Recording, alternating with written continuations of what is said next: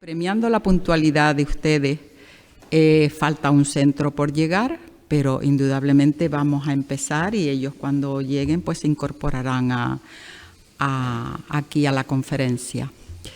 Gracias por estar aquí. Yo creo que hoy va a ser un día especial para todos, para los profesores y para los alumnos, y para mí la primera, que estoy deseosa de escuchar a Ángeles, a nuestra villera, que es una persona que lleva años trabajando en proyectos del astrofísico y que cuando yo me enteré que estaban trabajando en un proyecto Quijote, dije, esto está hecho para la jornada cervantina. Entonces esa fue la intención. Yo creo que no hay un tema tan apasionante como el que vamos a escuchar hoy por la mañana. Muchos de ustedes, a lo mejor que son de ciencias, pues a lo mejor se plantean ir a la facultad de aquí de Astrofísica de La Laguna. Yo creo que es una profesión apasionante en el día a día. Mucho trabajo, eso sí, mucha preparación, porque aunque yo le veo a Ángeles su cabeza de tamaño normal, creo que tienen que tener un coco impresionante. Así que mucho respeto siempre por el trabajo que desarrollan. Pero vamos a empezar ya, si a ustedes les parece bien también, ustedes son los puntuales, entonces vamos a comenzar. Nos complace hoy aquí presentar una conferencia sobre el origen del universo.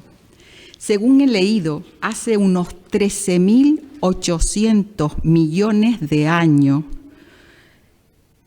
es decir, el otro día, el universo era al parecer un ínfimo punto denso y caliente que albergaba toda la materia y poco a poco comenzó a enfriarse y a expandirse. Esto así para mí es muy difícil de comprender. Yo prefiero ser cauta en esta presentación y dejar todas las explicaciones en manos de Ángeles Pérez de Taoro, una mujer que con su trabajo y esfuerzo ha logrado abrirse camino en este mundo de la astrofísica. Su currículum es amplio, pero yo voy a ceñirme a los últimos proyectos en los que ha participado desde el año 2000, como gestora de proyectos en el Instituto de Astrofísica de Canarias. Y son diseño y fabricación del instrumento OSIRIS para el telescopio Gran Tecam, el estudio del diseño del telescopio solar europeo, un telescopio de 4 metros que está previsto instalar en el Roque de los Muchachos y actualmente desarrolla su actividad en el proyecto Quijote. He de decirles que cuando escuché que se estaba llevando a cabo un proyecto que se denominaba Quijote, me interesó en el minuto 1, porque los proyectos que así se denominan son acciones difíciles, idealistas y a veces incluso imposibles, al estilo del personaje Don Quijote de la Mancha. Logré contactar con Ángeles y le propuse su participación. Hizo las gestiones para ello y la respuesta fue afirmativa y se lo agradezco públicamente. Pero antes de terminar esta escueta presentación, quiero hacer un poco de historia. Imaginémonos en el año 2026 antes de Cristo. Imaginémonos. En esa fecha, esta zona, la zona de Sumeria, estaba atravesando un periodo muy interesante conocido como la Tercera Dinastía de Ur, donde se produce el renacimiento sumerio. Ya disfrutaban de la agricultura en las orillas de los ríos Tigris y Éufrates, conocían la escritura y fueron siempre un referente para el desarrollo de las culturas egipcias y griegas. Pero falta destacar algo fundamental aquí, y es que los templos de Mesopotamia, los sigurats, que seguro que ustedes los han estudiado y han oído hablar de ellos, fueron los primeros observatorios del firmamento. Así que el interés por la astronomía en nuestro ámbito geográfico y cultural surge en esta zona y ha sido probablemente uno de los oficios más antiguos y provechosos. Ahora les dejo en buenas manos. Gracias por estar aquí.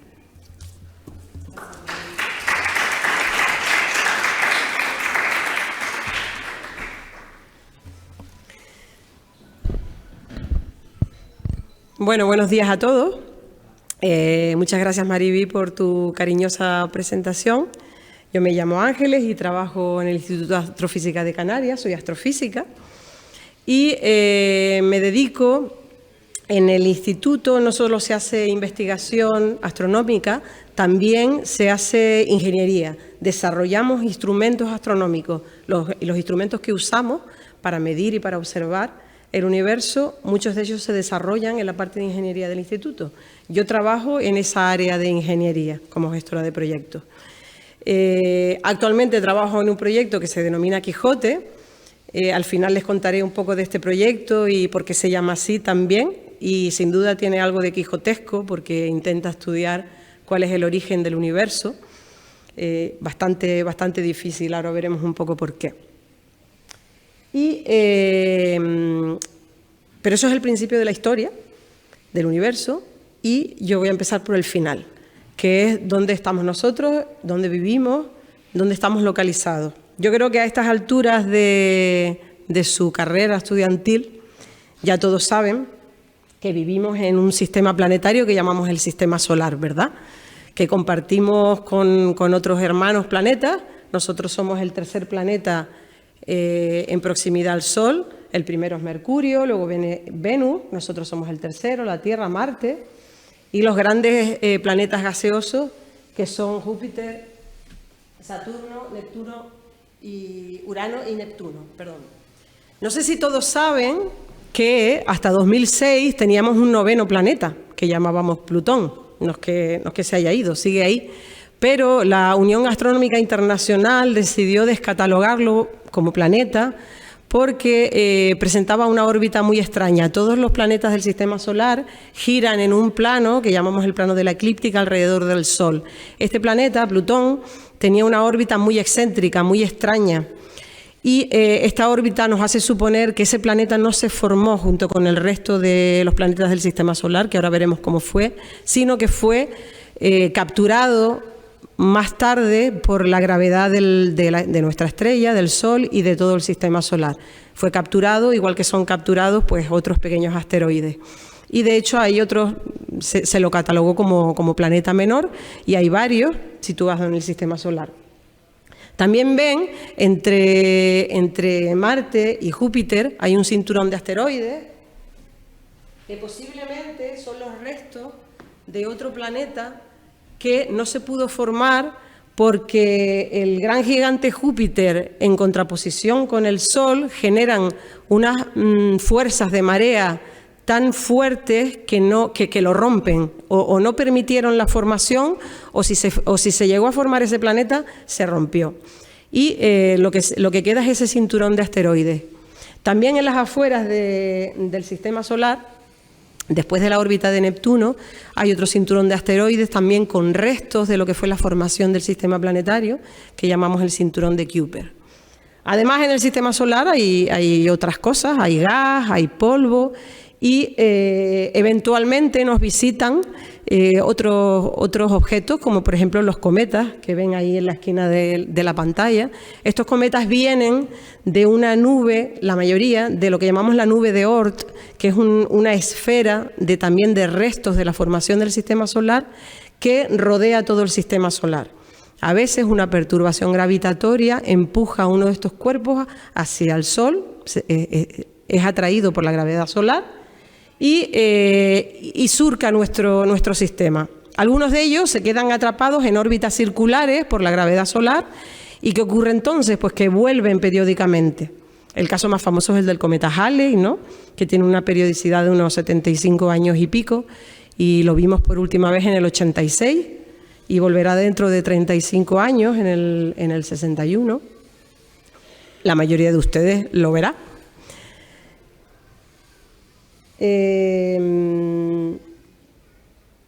¿Dónde ¿Dónde está nuestro sistema solar?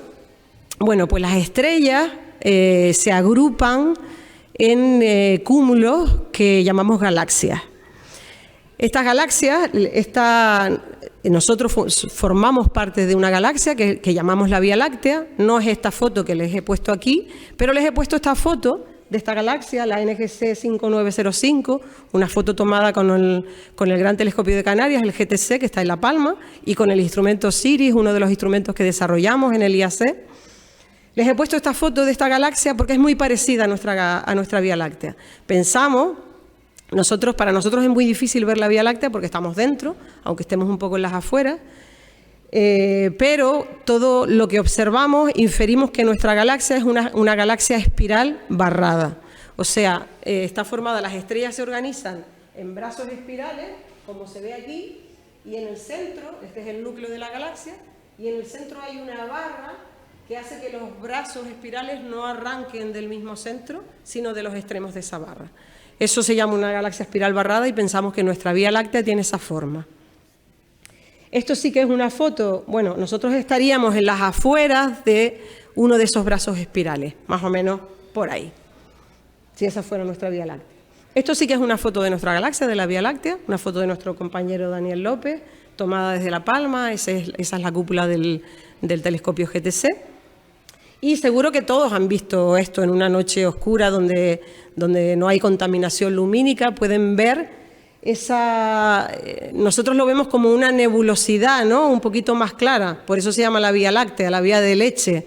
Esa luminosidad son muchísimas estrellas, miles de millones de estrellas que brillan juntas y por eso vemos esa luminosidad. Y esas bandas oscuras que se ven cuando tomamos una fotografía con sensibilidad, pues es polvo, es gas y polvo interestelar que también contiene la galaxia en grandes cantidades.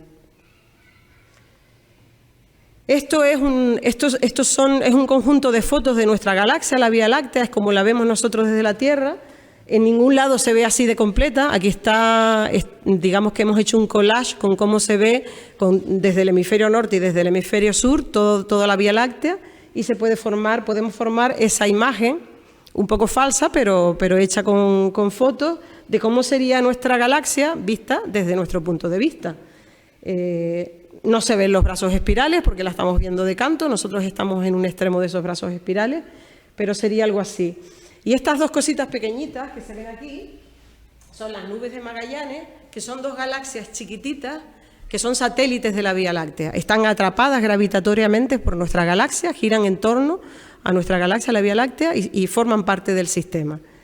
Se ven a simple vista, pero desde el hemisferio sur. No las podemos ver desde Canarias. Si algún día viajan al hemisferio sur, quédense un ratito por la noche porque se ven y son espectaculares, las nubes de Magallanes. Esta es otra representación, no es una foto de dónde estaríamos nosotros en la Vía Láctea, está en ese cartelito negro, en una parte de uno de los brazos espirales que llamamos el brazo de Orión. Ahí estamos situados nosotros, dentro con la Tierra, con todos los que habitamos la Tierra, con todo nuestro sistema solar, nuestros planetas y nuestro Sol. Vale, lo siguiente es cómo se forman estos sistemas planetarios. Bueno, pues creemos que se forman junto con la estrella, junto con el Sol que los mantiene, y todo parte de una nube de gas y de polvo que por su propia gravedad, saben que la gravedad es una propiedad de la materia, por su propia gravedad se va condensando, se va apretando. Al irse apretando, la gravedad aumenta, cuanto más masa, más gravedad. Entonces atrae más partículas y se va haciendo cada vez más grande. ¿Qué pasa? Que el centro, la presión en el centro va aumentando, es como si añadiéramos peso a una bola. En el centro se va apretando tanto la presión que el gas mayoritario que hay en el universo es el hidrógeno. Ese gas está tan apretado, que los átomos de hidrógeno se fusionan.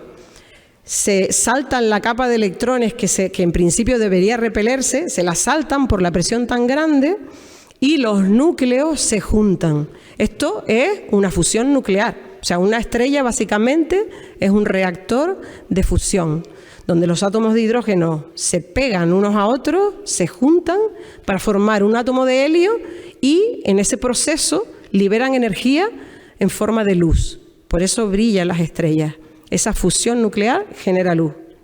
Esto es una representación de lo que sería un disco protoplanetario. Hay una estrella en el centro que se está formando de esta manera, el gas se está condensando, ya ha empezado a brillar, ya ha empezado la fusión de los átomos de hidrógeno para formar helio y ya empieza a emitir luz. Y a su alrededor se forma un disco con materia de esa nube donde nació la estrella, donde también se forman pequeños grumos por efecto gravitatorio, los ven ahí. Esos pequeños grumos, igual que la estrella central, van haciendo acopio de la materia que hay a su alrededor, van barriendo su órbita y quedándose con toda esa materia y forman los planetas. Pueden ser planetas gigantes y gaseosos como Júpiter o pueden ser planetas rocosos más pequeños como la Tierra. Bueno, esto es otra representación de un planeta, de un sistema, es una representación artística de un sistema planetario en formación. En esa época, en los inicios de la formación, es normal que haya colisiones, todos los restos de esa nube se ven dirigidos hacia el centro, hacia la estrella o hacia los planetas mayores y colisionan. Entonces, hace 4.000 millones de años, cuando se formó la Tierra, esas colisiones eran frecuentes. Todos esos restos, pequeños asteroides, polvo, gas, chocaban con los planetas ya formados. No tenemos en la Tierra muchas evidencias de esto, digamos, no quedan cicatrices, porque como todos saben, nuestra Tierra está cubierta en 3/4 partes por agua, por los océanos. Y también tenemos mucha orogénesis, tectónica de placas, los continentes se mueven y cambian. La fisionomía de la Tierra ha cambiado desde su formación hasta la actualidad. Pero sí que podemos ver las cicatrices de esta época de colisiones en otros objetos en el sistema solar. Por ejemplo, en la Luna. La Luna está llena de cráteres. En los antiguos, a muchas de estas formaciones circulares que vemos, los llamaban mares porque de verdad los antiguos pensaban que podían ser océanos, pero hoy sabemos que son cráteres antiguos que son testigos de las colisiones de esta época de la formación del sistema solar. Bien, esto es una teoría de cómo se forman los sistemas planetarios, pero ¿tenemos evidencias de que esto sea así? Bueno, pues esto ya no son representaciones artísticas, estos son imágenes reales tomadas con telescopios. En el caso de la izquierda es una imagen tomada en infrarrojos con el telescopio espacial Hubble y a la derecha tenemos una imagen de radio tomada con un conjunto de radiotelescopios que está situado en Chile, en el desierto de Atacama. Y son imágenes de discos donde se están formando sistemas planetarios. Estos discos protoplanetarios, como el que vimos antes en el dibujo, estos son fotografías.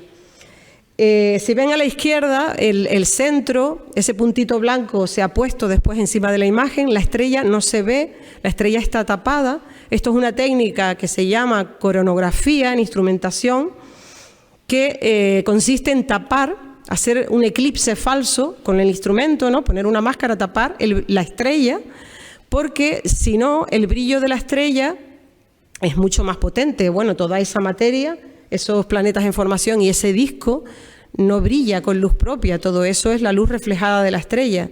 Si no quitamos la luz de la estrella, no veríamos otra cosa que la estrella. Entonces se tapa y se puede ver ese disco de acreción que llamamos, donde se están formando planetas. Si se fijan en la imagen de la izquierda, se ven ya unos pequeños grumos que son planetas en formación. Y hay un hueco circular donde seguramente se está formando un planeta, ya ese planeta en formación ha barrido su órbita, digamos, y ha hecho acopio de toda la materia que había en el camino. Ya se están formando planetas.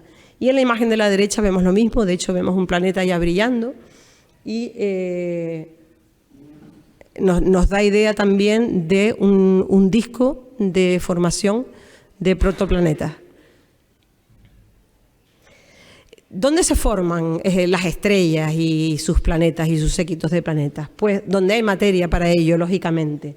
Básicamente los llamamos regiones de formación estelar y se encuentran donde hay nubes densas de gas y de polvo interestelar, o sea, donde hay materia. Esto es un ejemplo de una de esas nubes. Otra foto tomada con el GTC es la nebulosa del Águila. Y aquí hay varias regiones de formación estelar conocidas. Esas nubes oscuras son nubes donde hay incluso moléculas orgánicas largas, se han estudiado. Son muy densas, hay mucha materia y ahí se empiezan, como les dije, a raíz de la condensación en determinados puntos, empieza la formación de las estrellas y de los planetas. Este es otro ejemplo, que es la nebulosa Cabeza de Caballo, que es parte de la nebulosa de Orión, también una foto tomada con el GTC, y también conocida por tener muchas regiones de formación estelar. Ahí se están formando estrellas nuevas, soles nuevos. Esto es una foto ya. En realidad, los planetas más allá del sistema solar se han empezado a ver en estos últimos años. Hace el siglo pasado y anteriormente se pensaba que esto era probable, pero realmente no se sabía. De hecho, había quien pensaba que a lo mejor nuestro sistema planetario era algo raro, que las estrellas no tenían planetas, que a lo mejor era una casualidad.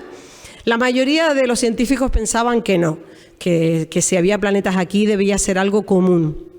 Pues hoy en día, a partir de los años 90, empezaron a detectarse ya planetas en otras estrellas diferentes al Sol. Esto ha ocurrido porque las técnicas de detección han ido avanzando, la instrumentación científica es cada vez más sensible, cada vez más avanzada y es capaz de ver cada vez luz más débil. Vemos en otras longitudes de onda, además de la visible, podemos ver en infrarrojo, en ondas de radio. Todas estas técnicas nos permiten investigar el universo más allá de lo que veíamos con el ojo humano, ¿no? Bueno, pues este es uno de los primeros sistemas que se descubrieron, bueno, uno de ellos. La estrella se llama HR8799 y igual que en la técnica anterior, la estrella está tapada. Han puesto el simbolito este amarillo para que vean dónde está la estrella y esos 4 puntos que ven alrededor son planetas. Los planetas que no pertenecen al sistema solar los llamamos planetas extrasolares o exoplanetas también. Entonces, en concreto esta imagen fue tomada por los telescopios Keck en Hawái. Les digo, es muy temprana, es de principios de los 2000 y se estuvo observando durante muchos años, de hecho se sigue observando, hasta tal punto que pues, se ha podido hacer una pequeña película del movimiento de los planetas.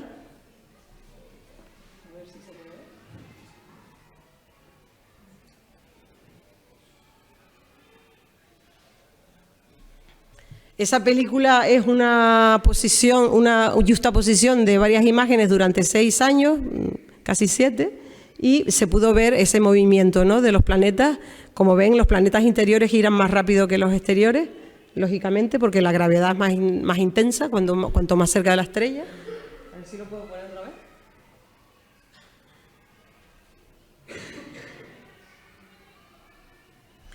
O sea que esta ya es una prueba de que efectivamente existen planetas más allá del sistema solar. Este es otro ejemplo más moderno. Esta es una foto sacada con el telescopio James Webb, que lleva muy poquitos años en el espacio. Son telescopios espaciales, tanto el James Webb como el Hubble, como la imagen que veíamos del disco protoplanetario. A veces es mucho más conveniente poner telescopios en el espacio que observar desde Tierra, porque la atmósfera es un impedimento para las observaciones astronómicas. Deforma la luz que viene, la minimiza, nos quita luz. Entonces, si podemos poner un telescopio en órbita, pues es muy interesante, nos quita la atmósfera, nos quita perturbaciones y vemos más allá de lo que podemos ver aquí. Es el caso del James Webb y ese es otro planeta muy grande, muy brillante, que tiene esta estrella que es Epsilon Indi. Decirle, estas imágenes que les acabo de poner, donde se ven los planetas, son raras. De todos los planetas detectados, esto se llama detección directa, que es cuando ves el planeta, y es raro. La mayoría de los planetas, la mayoría de los exoplanetas se detectan por métodos indirectos. ¿Qué son métodos indirectos? Pues, por ejemplo, si tenemos la suerte de que estamos en la misma línea de visión de la estrella, el planeta y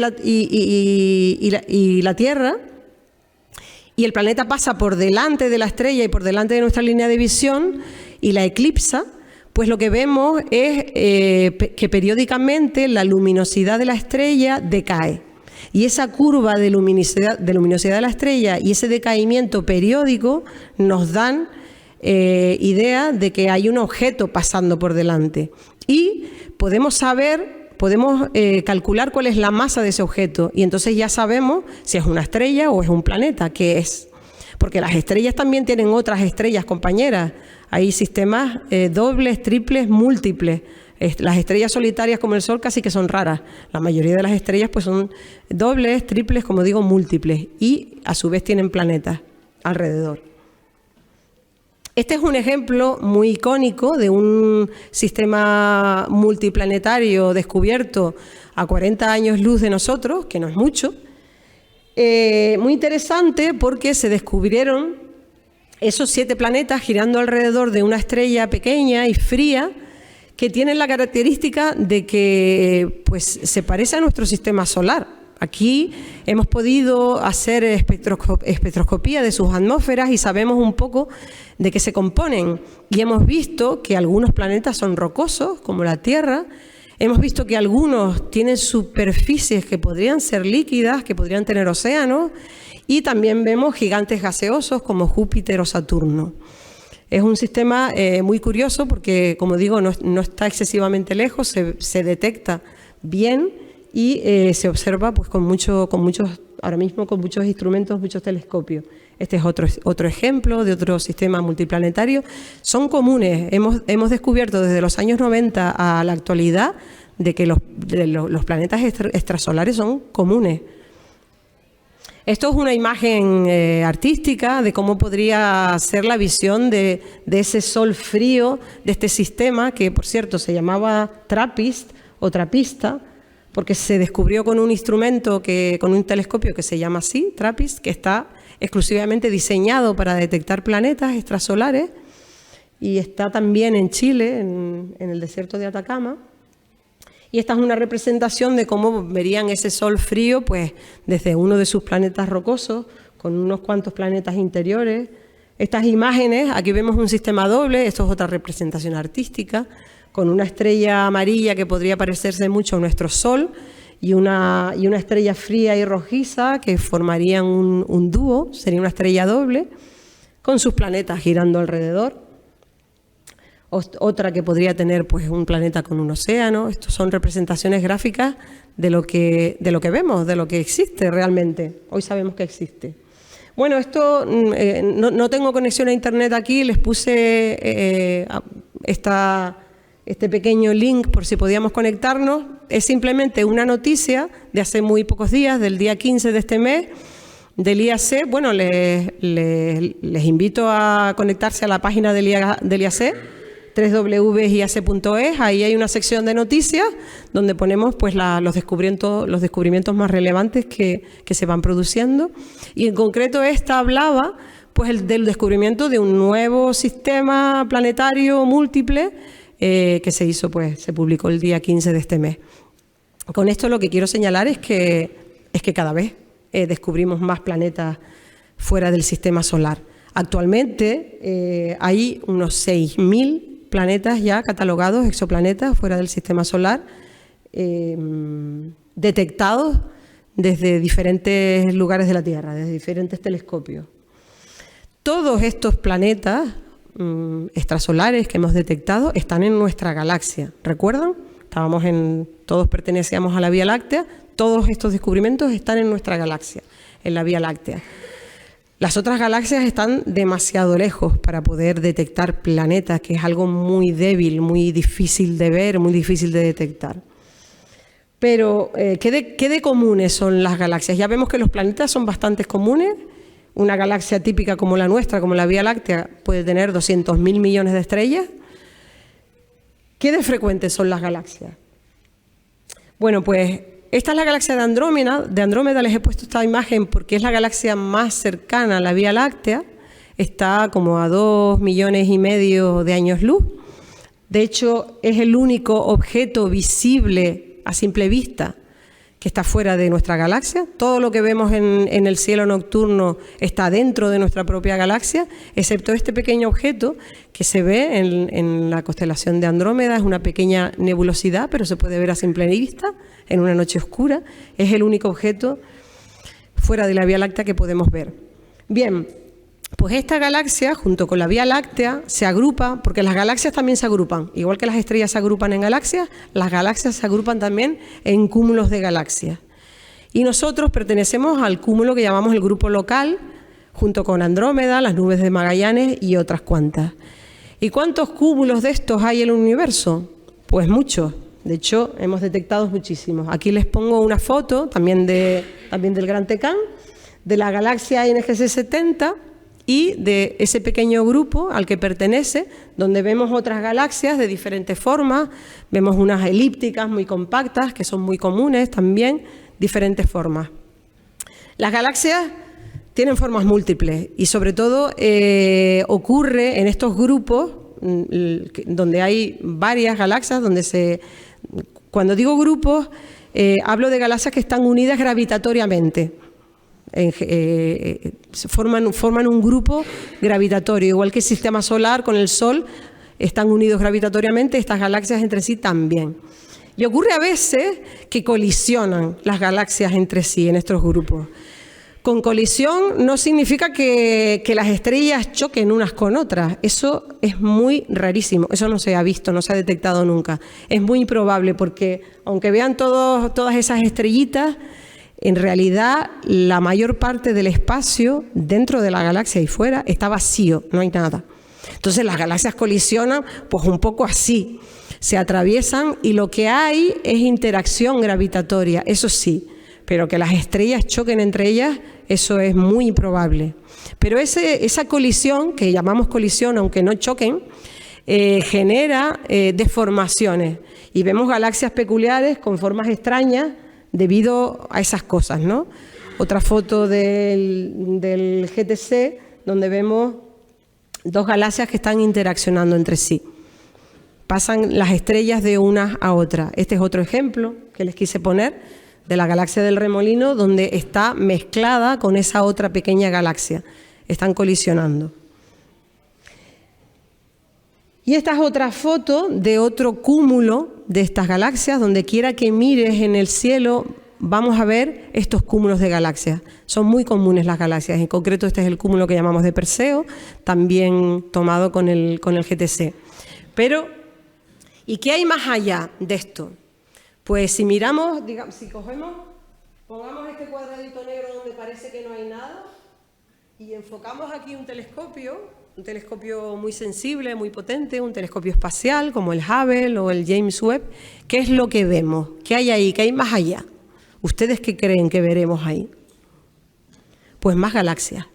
Eso es lo que vemos en un cuadradito negro como el que señalaba allí. Si miramos en profundidad, estas son imágenes, se llaman de cielo profundo, ven mucho más allá y lo que vemos es que sigue habiendo cúmulos y cúmulos de galaxias, todos llenos de estrellas con sus planetas correspondientes. Esa es otra imagen, en este caso del James Webb, para que vean la densidad de galaxias que vemos donde quiera que miremos en el cielo. Parece que no tuviera fin.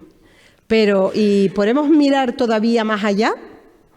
Ustedes saben, supongo, que cuando miramos lejos en el espacio, también estamos mirando atrás en el tiempo, ¿verdad? Porque la luz no es inmediata, la luz tarda tiempo en recorrer distancia. Por ejemplo, el Sol está a 8 minutos luz de la Tierra. Entonces nosotros, cuando miramos al Sol en un atardecer, lo estamos viendo tal y como era hace 8 minutos, no como es en ese instante. Lo estamos viendo en el pasado, solo 8 minutos. Si nos vamos a la galaxia de Andrómeda que veíamos antes, que está a 2,5 millones de años luz, estamos viendo la galaxia tal y como era hace 2,5 millones de años, que es cuando la luz que nos llega salió de ella, ¿no? Bien, pues así, cuanto más atrás miramos en el espacio, más vemos hacia el pasado, ¿verdad? Bueno, pues ¿qué pasa? ¿Hasta cuánto atrás podemos mirar? ¿Qué es lo que vemos? Bueno, pues podemos llegar casi a lo que pensamos que es el mismo origen del universo.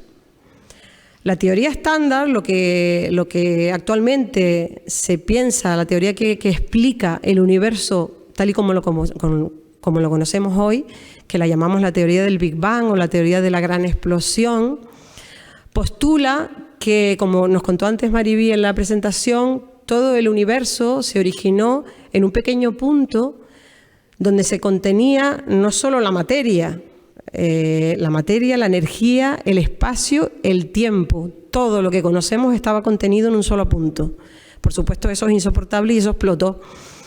Y esa explosión es lo que llamamos el Big Bang y generó el universo tal y como lo conocemos en expansión. El universo empezó a formarse y empezó a expandirse. Y esta teoría también postulaba que si esto era correcto, esa explosión fue tan fenomenal, tan espectacular, que debería quedar algo, un remanente, un eco lumínico de esa explosión que debía verse.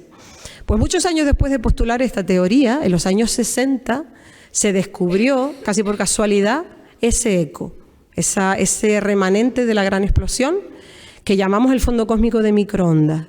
Y se trata de una señal que no es luz visible, está en ondas de radio, en concreto en el rango de las microondas, y nos viene de cualquier parte del universo hacia donde miremos, desde cualquier punto del planeta, desde donde miremos, desde cualquier punto del universo, desde donde miremos, vamos a detectar esta señal que es el eco de esta gran explosión. Esta señal que llamamos el fondo cósmico de microondas, no la vemos como luz, como digo, la tenemos que detectar en radio, con radiotelescopios, y lo que se hace en este caso de observaciones son mapas. Son mapas donde se pinta, donde la intensidad de la señal es mayor y donde es menor. Un ejemplo de este mapa es esto. Esta imagen está tomada con un telescopio espacial también, diseñado para medir en ondas de radio, en microondas, y eso es lo que vemos. Esas señales donde se ve rojo, la señal de fondo de microondas es más intensa y donde se ve azul es un poco menos intensa, pero hay señal por todos lados. Como ven, no es homogénea, que es lógico porque el universo tampoco es homogénea, lo vimos que se agrupan, ¿no? Las estrellas, el gas se agrupa en estrellas, las estrellas en galaxias, las galaxias en cúmulos. Esas estructuras que observamos en el universo tienen sentido si el origen también fue inhomogéneo, ¿no? Y eso es lo que nos muestra la radiación de fondo de microondas cuando la medimos. Esa banda roja central no es del origen del universo, esa es nuestra galaxia que también emite en esa frecuencia. De hecho, lo que se suele hacer es sustraer, restar esa señal para ver cómo es la señal de fondo de microondas toda. Yo no la he querido sustraer porque esto es lo que vemos realmente cuando miramos con nuestra instrumentación al cielo. Estos mapas son los que nos salen, lo rojo es nuestra galaxia y lo que está arriba y abajo es el eco de la explosión que formó el universo. Bueno, pues esto es lo que medimos con el experimento Quijote, aquí en el Observatorio Astronómico de Izaña, en el proyecto Quijote. Y ahora les voy a enseñar unos mapas similares que ya están hechos, estas señales están detectadas con estos telescopios y con los instrumentos que diseñamos y construimos en el mismo Instituto de Astrofísica. Arriba tienen una imagen de intensidad muy parecida a la que vimos antes, en otra frecuencia, aquí está en 11 GHz, se observa distintas frecuencias. Con estas mediciones, lo que intentamos es, lo que nos dicen es cómo fue esa gran explosión. El detalle de estos mapas nos dan idea del detalle de cómo ocurrió esa explosión, como si se aceleró, o si fue muy rápida, si fue lenta, si fue acelerada, si se frena. Todas estas informaciones las sacamos de esta señal. De hecho, la imagen de abajo es una parte de la luz de arriba, pero la parte polarizada De hecho, por eso el experimento se llama Quijote. La polarización, que es una propiedad de la luz, nos da también información de cómo fue esta explosión, y la polarización se mide usando unos parámetros que son Q, U, I, que es la intensidad, J, y por eso lo de Quijote. Todas esas letras juntas están en la palabra Quijote. También un poco, como dije al principio, porque el proyecto también es un poco quijotesco, ¿no? Intentar averiguar cómo se originó el universo.